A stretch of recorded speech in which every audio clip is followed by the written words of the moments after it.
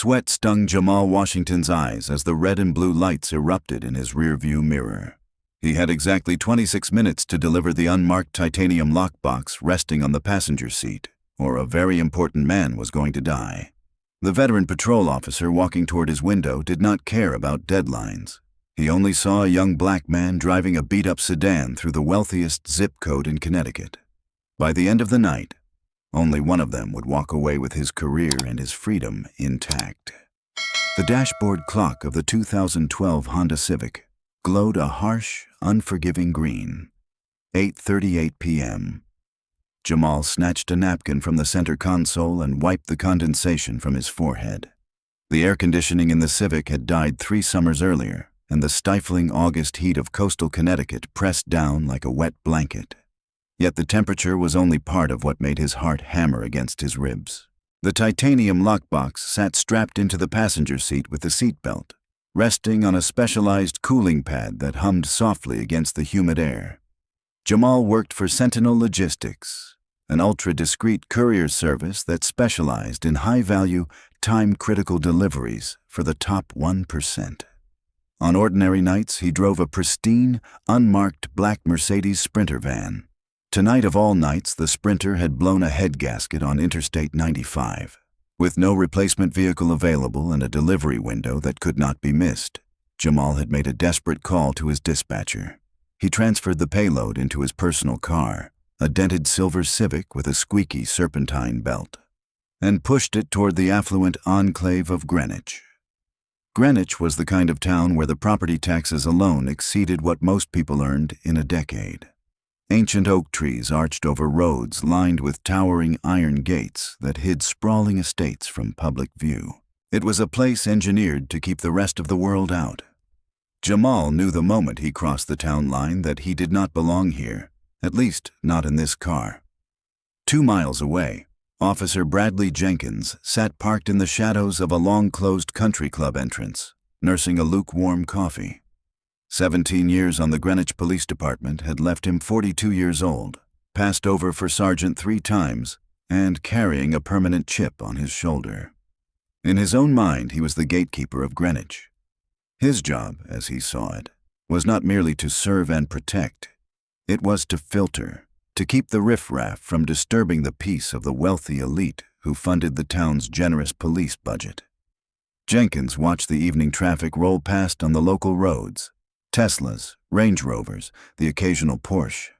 Then he heard it before he saw it, the high-pitched whine of a failing serpentine belt. A dented silver Honda Civic rattled past his cruiser. His eyes narrowed instinctively. He ran the plates through the dashboard computer. The registration came back clean, listed to a Jamal Washington from the working-class east side of Bridgeport. Jenkins tracked the Civic's taillights as it signaled and turned onto Round Hill Road, one of the most exclusive private stretches in Greenwich, a dead-end corridor that hosted only a handful of massive estates. What business does a kid from Bridgeport have on Round Hill at 8:45 at night? The thought tightened his jaw. In Jenkins's mind, the equation was simple. An old beat-up car driven by a young black man from a low-income city heading into Billionaire's Row equaled trouble. Maybe a burglary scout, maybe a porch pirate. Whatever it was, Jenkins was not going to let it happen on his shift. He dumped the rest of his coffee out the window, shifted the cruiser into drive, and accelerated to close the gap. He did not activate the sirens yet. He simply rode the Civic's bumper, applying psychological pressure. Inside the Civic, Jamal checked his rearview mirror and felt his stomach drop.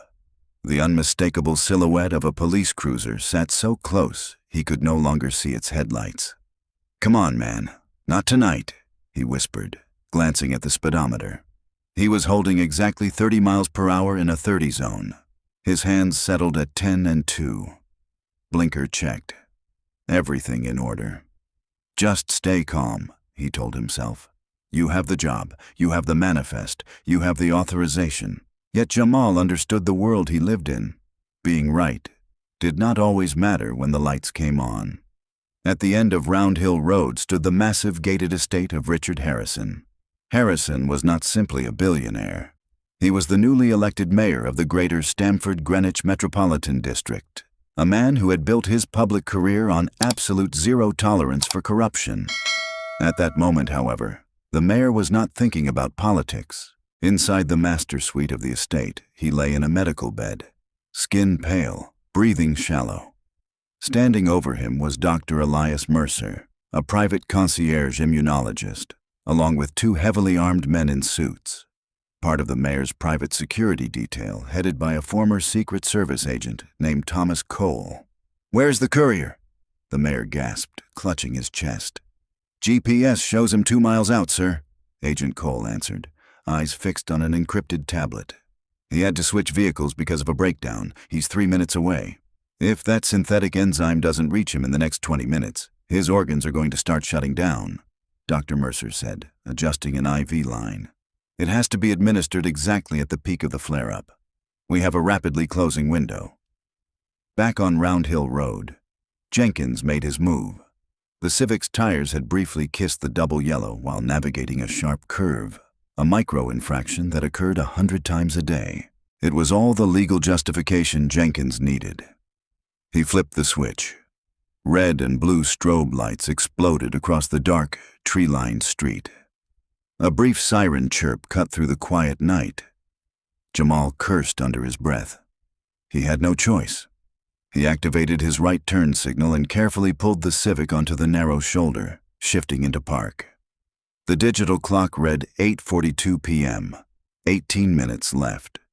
He immediately rolled down all 4 windows, switched on the dome light, and placed both hands flat on the steering wheel. It was a survival routine his father had drilled into him since he was 16. He did not reach for the glove box. He did not reach for his wallet. He simply sat perfectly still, listening to the heavy boots of the officer crunching across the gravel shoulder. Officer Jenkins took his time. He unclipped the retention strap on his holster, a subtle but aggressive gesture, and walked up to the driver's side window, shining a heavy-duty mag light directly into Jamal's eyes. "License, registration, and proof of insurance," Jenkins said, voice flat, demanding, devoid of any standard greeting. Jamal squinted against the blinding beam. "Officer, my wallet is in my back right pocket, and the registration is in the glove compartment. I need to reach for them." Jenkins kept the light pinned on his face. "Move slow." Jamal carefully unbuckled, retrieved his wallet, and handed over his driver's license. He then leaned across, popped the glove box, and passed the registration. Jenkins snatched the papers. He barely glanced at them before sweeping the light through the back seat, over empty fast food wrappers on the floorboards, and finally settling the beam on the heavy titanium lockbox strapped into the passenger seat. "What's in the box?" Jenkins asked, tone dropping an octave. "I'm a medical courier, officer," Jamal said, voice steady but urgent. "That is a highly sensitive, time-critical medical delivery. I am on my way to the Harrison estate at the end of this road. I have less than 15 minutes to get this to the medical team or a patient's life is at risk." Jenkins let out a short, mocking laugh. He clicked off the flashlight and leaned closer to the window. A medical courier in a beat-up 2012 Civic, wearing a hoodie. "My company van broke down on I-95, Jamal explained, hands remaining on the wheel. "I had to transfer the payload to my personal vehicle to make the deadline. If you look at the manifest on my phone—" "I don't care about your phone," Jenkins interrupted, stepping back and resting a hand on his duty belt. "You want to know why I pulled you over, Jamal? I'm assuming you're going to tell me." Jenkins did not like the tone. It was not disrespectful, but it was not sufficiently terrified either. He expected subservience. Jamal was giving him professionalism.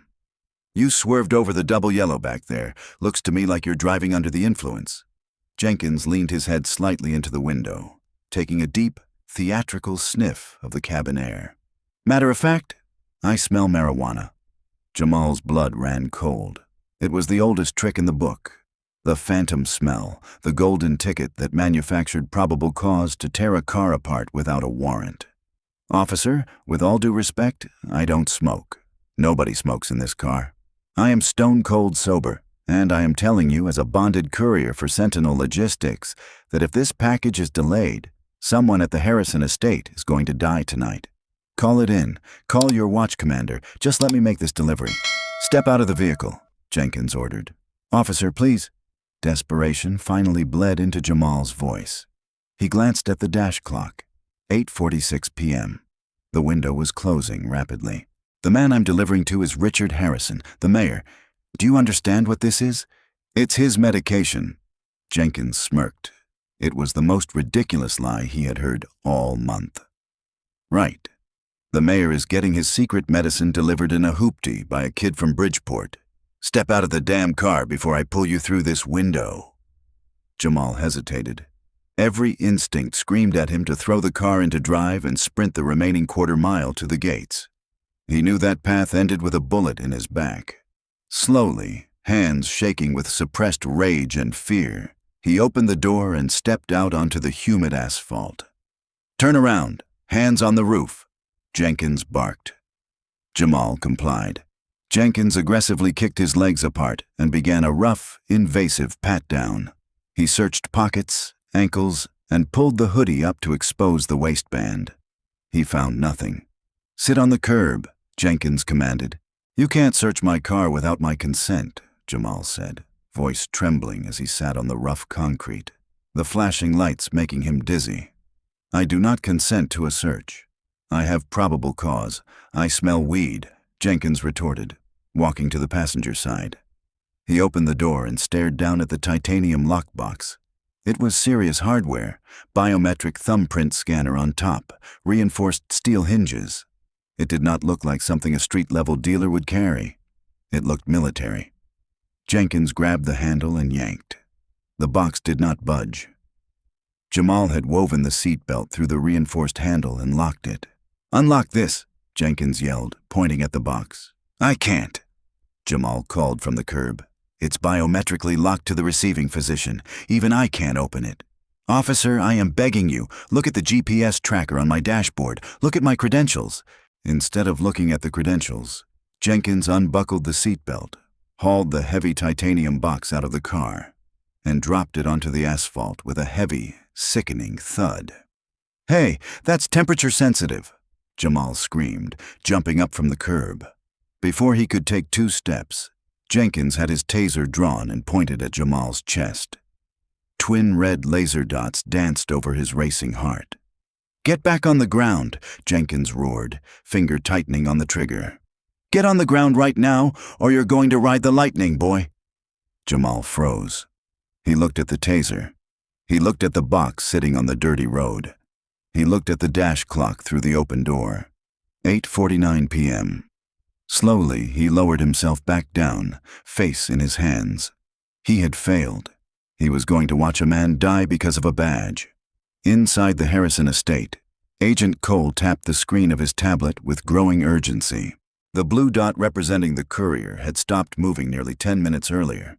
It sat stationary just down the road. What's happening?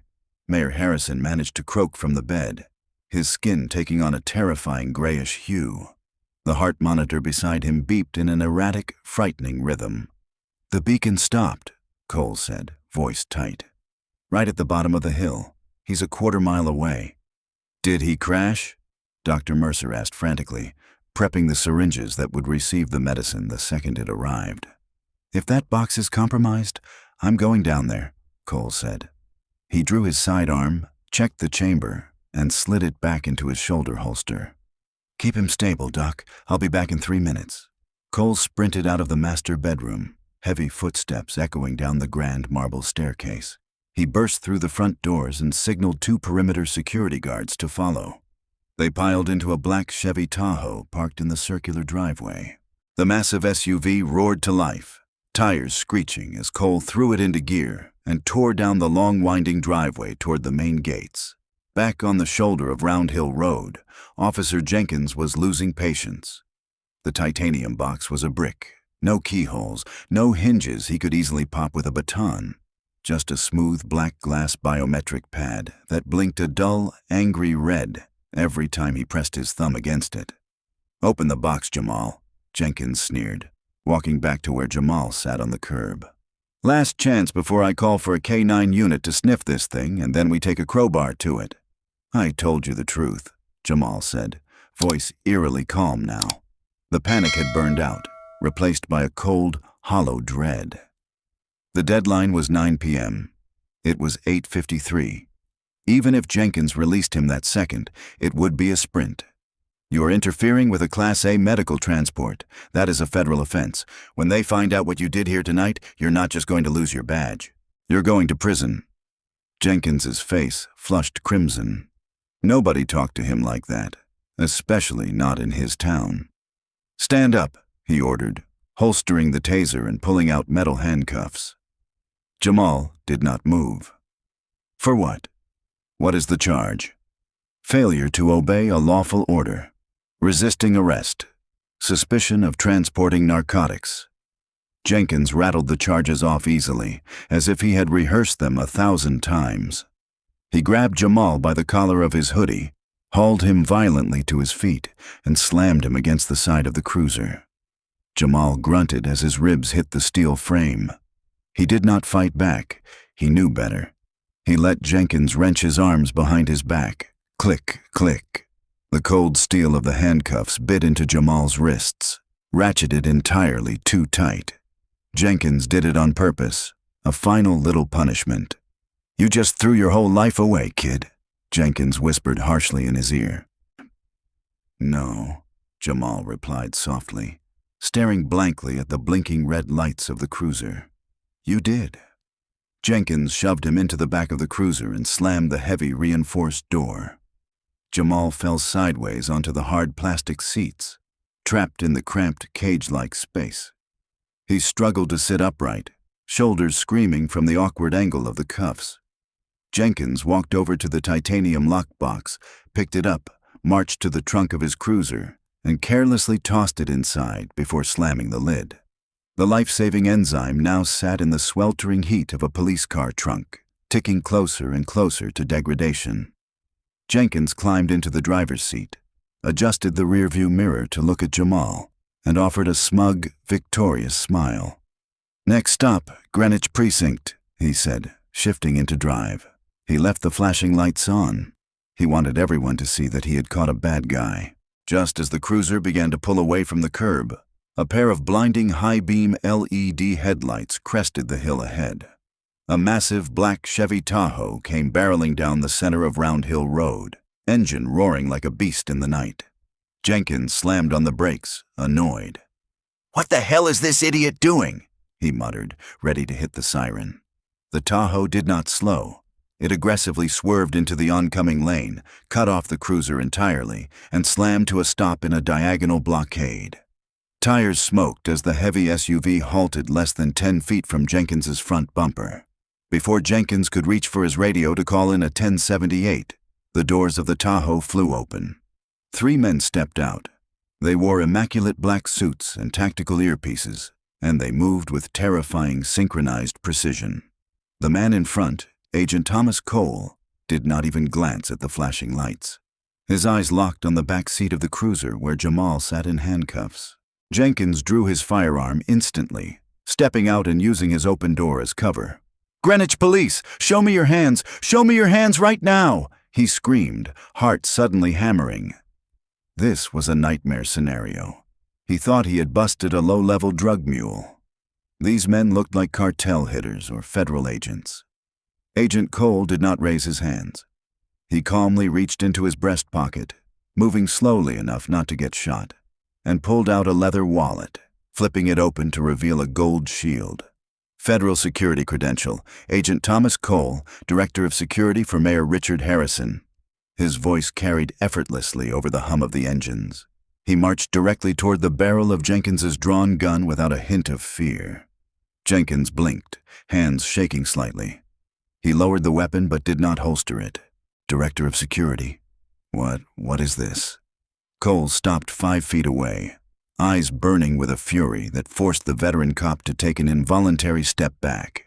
"You have exactly 10 seconds to tell me where the titanium lockbox is, officer," Cole said, voice deadly quiet. "Or I am going to have my men dismantle your vehicle with you in it." Jenkins swallowed hard. The first cold spike of genuine terror pierced his arrogant facade. He looked from Cole to the two men flanking him, then finally to Jamal in the back seat, who stared back with absolute pity. It's in the trunk," Jenkins stammered. "Get it, now." Officer Bradley Jenkins's hands felt like they belonged to someone else, clumsy, numb, and shaking violently as he fumbled with the keys to the trunk. Agent Cole stood inches away, physical presence like a coiled spring. The two suited men kept their hands resting casually near their lapels, a universal signal that they were armed and ready to draw in a fraction of a second. The flashing red and blue lights of the cruiser reflected off the pristine black paint of the Tahoe, casting a surreal cinematic glow over the confrontation on Round Hill Road. Pop. The trunk flew open. Inside, resting next to a spare tire and a tangle of jumper cables, sat the titanium lockbox. Cole did not wait for Jenkins.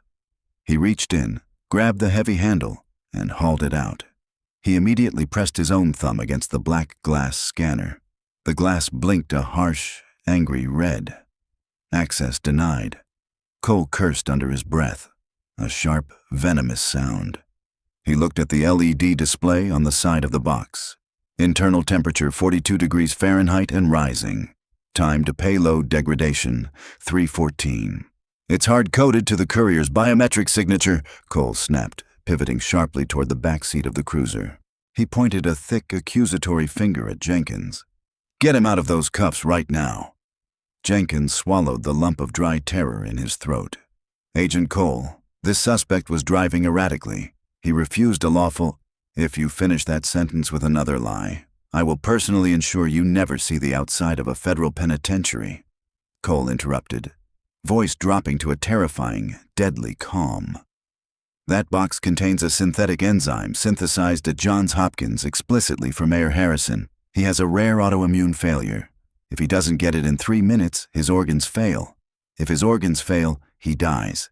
If he dies, I am going to testify under oath that you, Officer Jenkins, committed negligent homicide." Jenkins's face drained of all color. The arrogant sneer he had worn 10 minutes earlier dissolved into a mask of pure, unadulterated panic. He rushed to the back door of the cruiser, yanked it open, and practically ripped Jamal out by the arm. "Hey, take it easy," Jamal groaned as Jenkins spun him around. The officer's hands shook so badly he dropped the handcuff keys on the asphalt. He scrambled to pick them up, swearing frantically before finally slotting the key into the cuffs. Click, click. Jamal pulled his arms forward, rubbing his deeply bruised wrists. He did not even look at Jenkins. He locked eyes with Cole immediately. "I have the payload," Jamal said, voice surprisingly steady despite the adrenaline. "But Sentinel Logistics Protocol dictates I cannot relinquish custody until I am in the physical presence of the receiving physician." Cole glanced at his watch. 8:56 p.m. "You're coming with us," he barked. "Get in the Tahoe." Jamal did not hesitate. He climbed into the back of the massive SUV, leaving his battered Honda Civic idling on the side of the road. Cole jumped into the driver's seat and tossed the titanium box into Jamal's lap. The two security men piled in seamlessly. Jenkins stood frozen on the asphalt, gun holstered, handcuffs dangling uselessly from his hand, as the Tahoe reversed, executed a flawless J-turn, and tore off toward the Harrison estate. Inside the Tahoe, the G-forces pinned Jamal against the leather seats as Cole pushed the heavy vehicle well past 80 miles per hour on the narrow, winding residential road. "Finger on the scanner, kid," Cole commanded from the front seat, eyes never leaving the pavement. Jamal pressed his right thumb against the black glass. The device whirred, processing the ridges of his fingerprint against the encrypted database at Sentinel Logistics headquarters. A soft chime filled the cabin. The glass glowed a soothing emerald green. Access granted. Heavy steel locking bolts retracted with a solid mechanical thunk. Jamal flipped the lid open. Inside, resting in a custom-molded temperature-controlled recess, were 3 vials of clear liquid. The digital temperature readout stabilized. They had caught it just before the heat of Jenkins's trunk ruined the incredibly fragile molecular structure of the enzyme. The massive wrought iron gates of the Harrison estate stood already wide open. Cole did not even tap the brakes as the Tahoe flew onto the property, tires chewing the immaculate gravel of the circular driveway. He threw the SUV into park before it had fully stopped. "Go, go, go!" Cole yelled. Jamal grabbed the lockbox and bolted out of the car, sprinting up the grand marble steps of the mansion. The front doors had been propped open by perimeter security. He ran through the opulent foyer, worn sneakers squeaking against polished Italian marble floors. "Upstairs! Master suite at the end of the hall!" one of the guards shouted, pointing the way. Jamal took the stairs 2 at a time. His chest burned. His bruised ribs throbbed with every step. But the training kicked in. He was not just a delivery boy. Sentinel couriers were heavily vetted, highly trained professionals tasked with moving millions of dollars in sensitive materials. He was not going to fail because of a racist cop on a power trip. He burst through the double mahogany doors of the master suite. The room looked less like a bedroom and more like a high-tech intensive care unit. Wires and monitors surrounded a massive king-sized bed. Mayor Richard Harrison lay in the center, skin a terrifying translucent shade of gray. His breathing was rapid, shallow, and wet. Dr. Elias Mercer, a renowned immunologist serving as the mayor's private physician, looked up, eyes wide with desperate relief. "I have the Courier payload, unsecured and viable," Jamal announced, stepping up to the medical tray. Dr. Mercer wasted not a single second on pleasantries. He snatched the first vial from the box with gloved hands, inserted a specialized syringe, and drew out the clear liquid. Jamal glanced at the grandfather clock in the corner of the room. 8:59 p.m. Dr. Mercer tapped the syringe, found the central line already inserted into the mayor's neck, and pushed the plunger, flooding the bloodstream with the synthetic enzyme. For 10 agonizing seconds, the only sound in the massive room was the frantic, erratic beeping of the heart monitor. Then, slowly, the rhythm began to stretch. The sharp, panicked spikes softened into a steady, rhythmic wave. The mayor took a deep, shuddering breath. A faint flush of color returned to his cheeks. Dr. Mercer slumped against the edge of the bed, dragging a hand down his face. "He's stabilizing. Core temperature is dropping. Organ failure protocol is officially aborted." Agent Cole walked into the room, holstering his weapon, chest heaving. He looked at the monitor, then at Dr. Mercer, and finally at Jamal. "Good work, son," Cole said, voice thick with exhaustion. Jamal nodded slowly, closing the empty titanium lockbox. His hands were shaking now that the adrenaline was fading. He had made it. But as he looked down at his deeply bruised wrists, the memory of Jenkins's smug, mocking face flared in his mind. "Sir," Jamal said, looking directly at Agent Cole, "I need to file an official report regarding the interference with my delivery. I was unlawfully detained, assaulted, and the payload was intentionally mishandled by an officer of the Greenwich Police Department." Cole's eyes narrowed. A cold, predatory glint returned to his gaze. "Oh, don't you worry about filing a report, Jamal. I'm going to make sure that officer never puts a uniform on again." Officer Bradley Jenkins sat in his cruiser on Round Hill Road for a full 20 minutes after the Tahoe sped away. The night air was thick and heavy, but Jenkins felt freezing cold. He had screwed up. He knew he had screwed up. Yet as the panic slowly subsided, the deep-seated arrogance that had kept him on the force for 17 years began rebuilding its walls. "It's my word against a kid from Bridgeport," he rationalized, tapping his fingers against the steering wheel. Sure, the mayor's security detail was mad in the moment, but they aren't going to care about this tomorrow. They got their package. "I was just doing my job. I was securing the perimeter." He shifted the cruiser into drive and headed back toward the Greenwich precinct. He needed to get ahead of the narrative. The golden rule of bad policing was simple. Whoever writes the report first controls the facts. Jenkins arrived at the precinct, a modern, overly funded brick building nestled between a boutique coffee shop and a high-end doggy daycare. He walked into the bullpen, ignored the nods from the night shift officers, and marched straight to his desk. He booted up his terminal and opened a blank incident report. He cracked his knuckles and began to type, spinning a web of carefully constructed falsehoods designed to protect his pension. Suspect: Jamal Washington. Reason for stop: vehicle observed swerving erratically over double yellow lines. Suspected DUI. Officer observations. Upon approaching the vehicle, Officer Jenkins detected a strong odor of marijuana. Suspect was belligerent, uncooperative, and made sudden aggressive movements toward a heavy metal lockbox. Actions taken. For officer safety, suspect was temporarily detained in handcuffs. Suspect refused to identify the contents of the lockbox until private security personnel arrived on scene. Conclusion: situation de-escalated. Suspect released without charges as a professional courtesy. Jenkins hit save. A smug smile crept back onto his face. It was bulletproof. It was the exact kind of vague, defensively worded report that police union lawyers loved. Even if Jamal filed a complaint, Internal Affairs would look at the report, see the words officer safety and belligerent, and toss the complaint in the shredder. Jenkins, a gruff voice barked across the bullpen. Jenkins looked up. Chief William Carter stood in the doorway of his office. Carter was a physically imposing man, an old-school cop who had climbed the ranks through sheer grit and a notoriously zero-tolerance policy for liability. He was wearing his dress uniform, which meant he had been called in from home. "Yes, Chief," Jenkins asked, standing and straightening his duty belt. "My office, now." Chief Carter did not yell. He did not have to.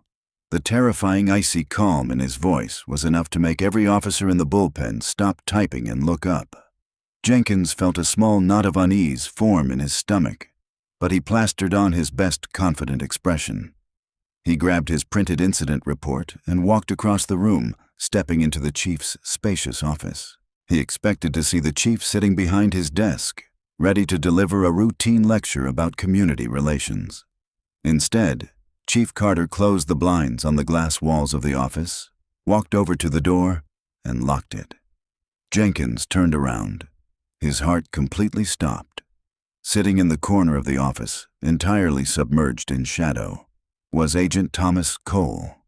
Standing next to the chief's desk was a tall, sharp-featured woman in a tailored gray suit, holding a leather briefcase. "Officer Jenkins," the woman said, her voice sharp enough to cut glass. "I am Diane Montgomery, Chief Legal Counsel for Mayor Richard Harrison." Jenkins swallowed hard. The paper in his hand suddenly felt incredibly heavy.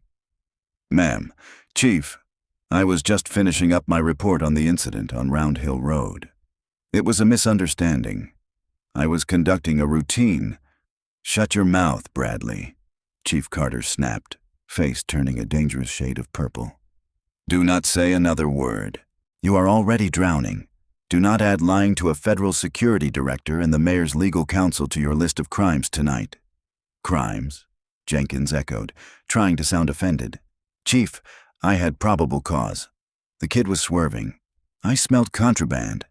I acted within department policy for officer safety." Agent Cole stood up from the shadows. He no longer looked angry. He looked like a man about to perform an execution. He walked over to the chief's desk and placed a small, sleek black device next to the computer monitor. It was a portable holographic projector, standard issue for high-tier Sentinel logistics payloads. "Do you know what this is, Officer Jenkins?" Cole asked smoothly. Jenkins stared at it, shaking his head slowly.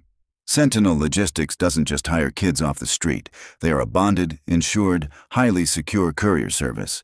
Their lockboxes aren't just temperature-controlled," Cole explained, tapping a button on the side of the device.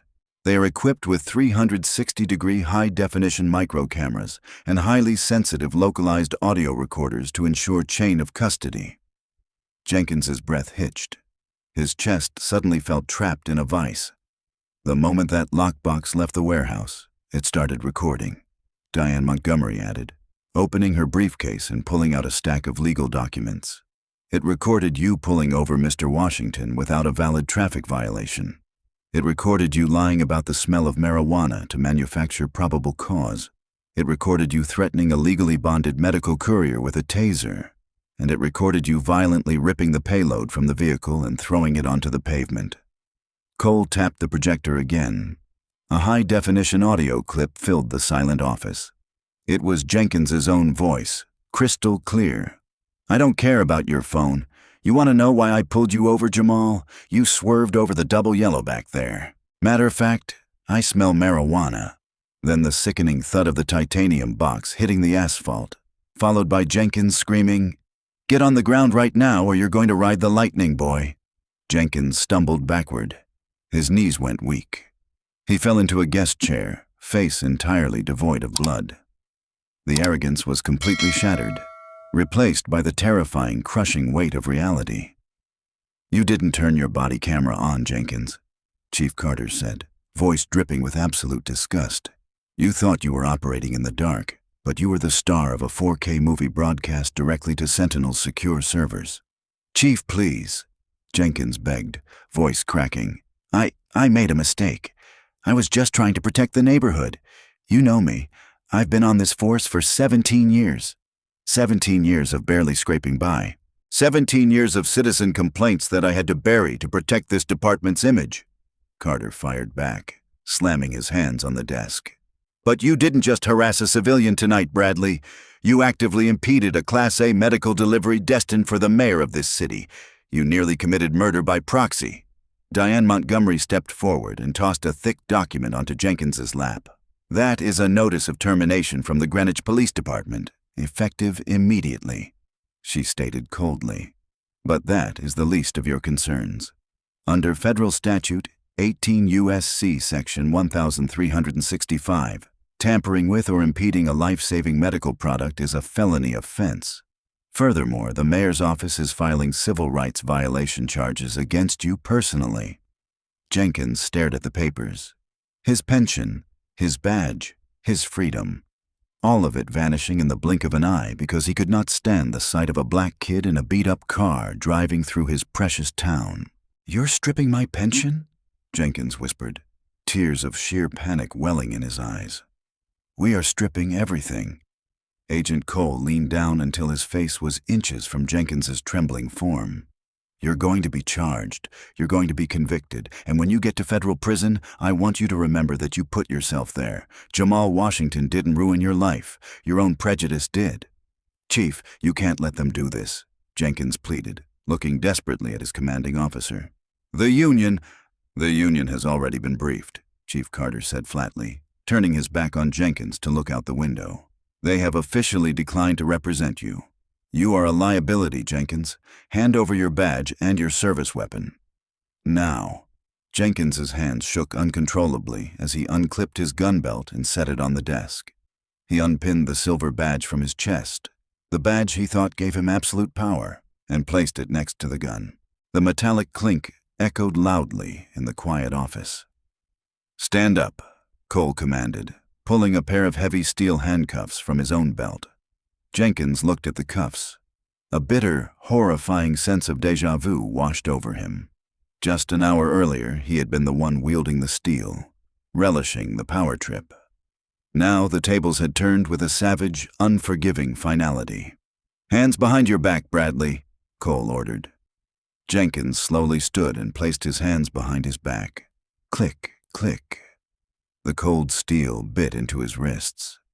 As Agent Cole marched the disgraced officer out of the chief's office and into the bullpen, every single officer in the precinct stopped and watched. Nobody looked away. Nobody offered a word of support. The blue wall of silence had not merely crumbled, it had actively crushed him.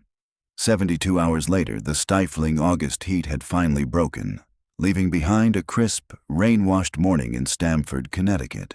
Jamal Washington stood in the elevator of the Sentinel Logistics corporate headquarters, watching the floor numbers tick upward to the penthouse executive suite. He wore a brand-new tailored navy suit, a gift from his regional manager.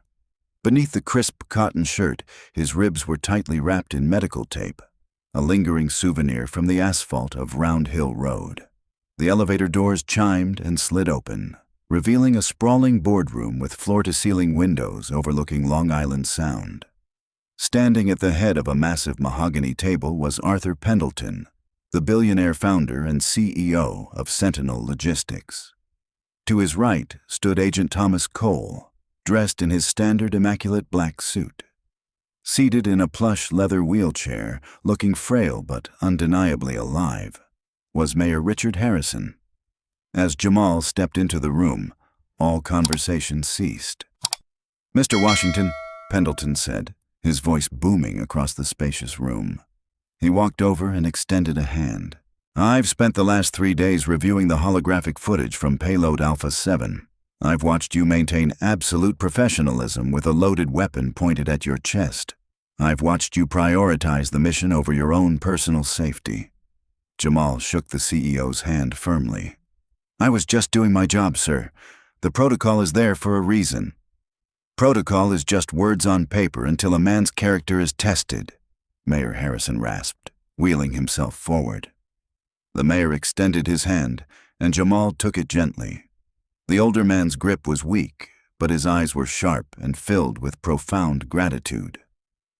"Dr. Mercer told me that if that enzyme had been delayed by even 60 more seconds, the cascading organ failure would have been irreversible. You didn't just do your job, Jamal. You saved my life."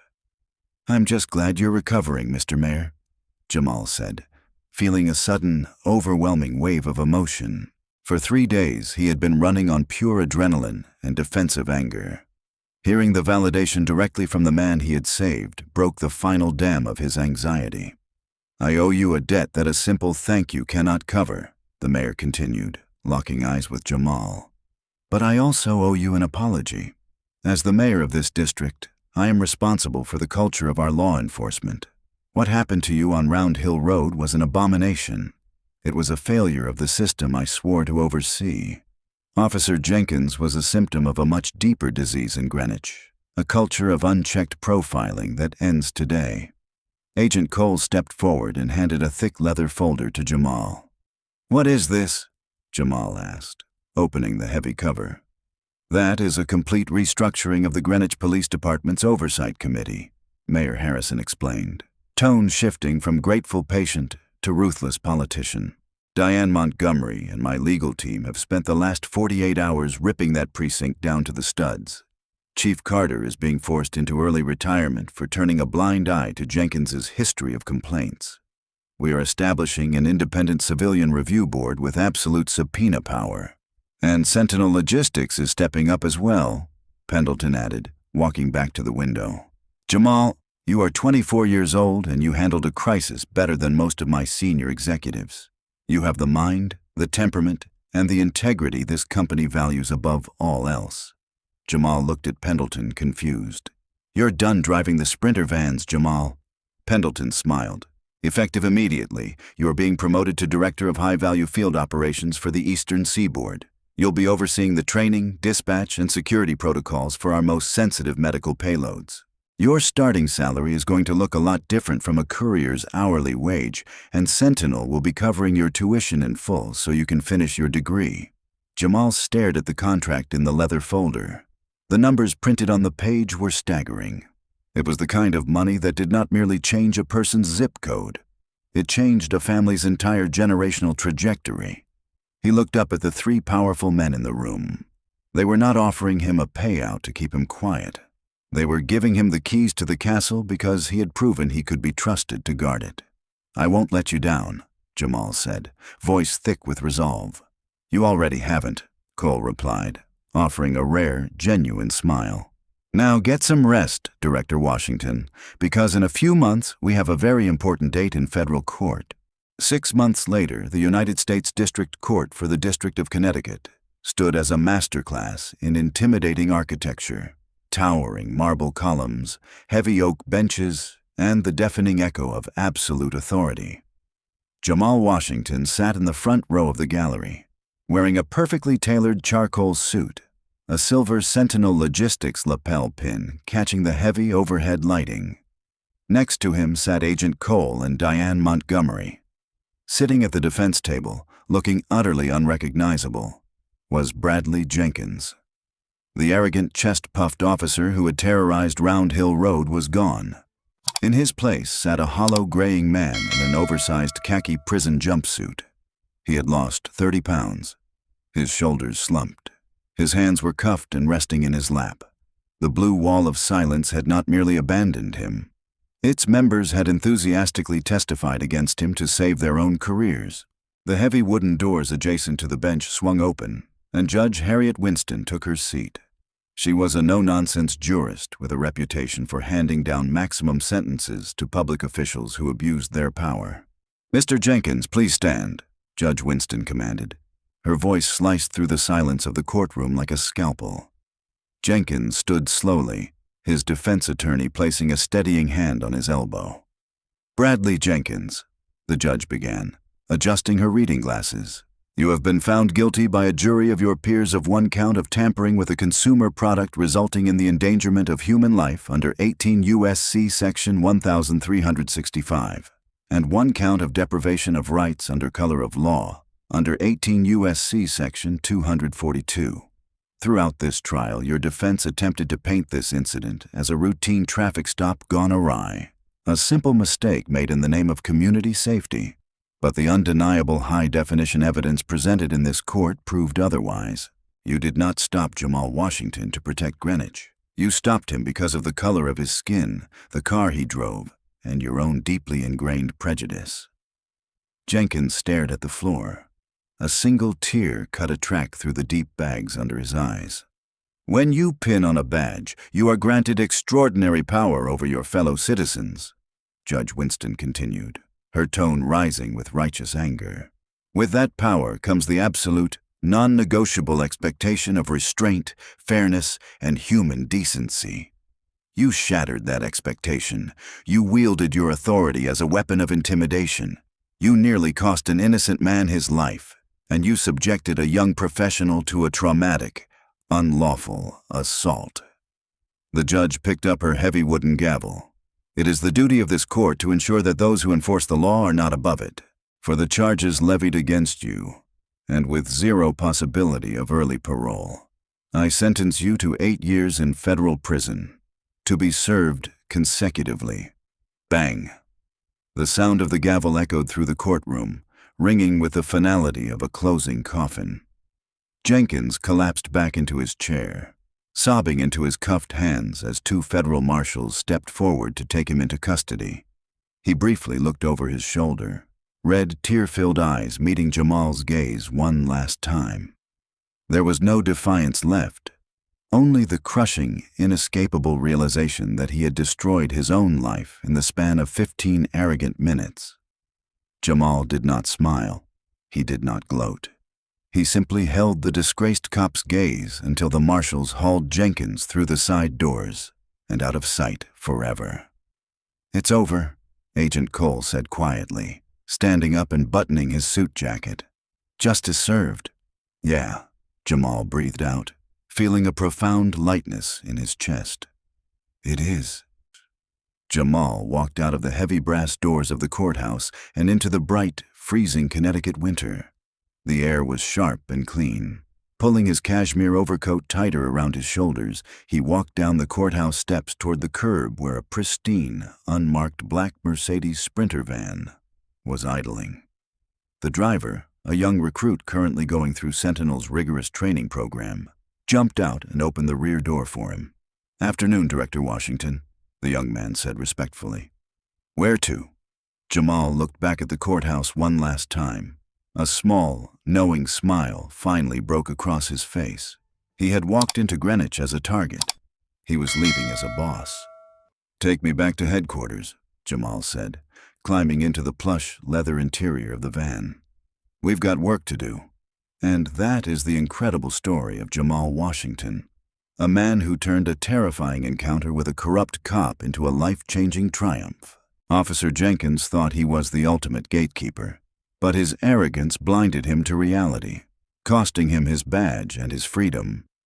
Do you think the judge's 8-year federal prison sentence was fair, or did Jenkins deserve more? Let us know your thoughts in the comments below. If you enjoyed this thrilling drama, please hit that like button, share this video with your friends, and subscribe to our channel for more incredible stories where karma always delivers.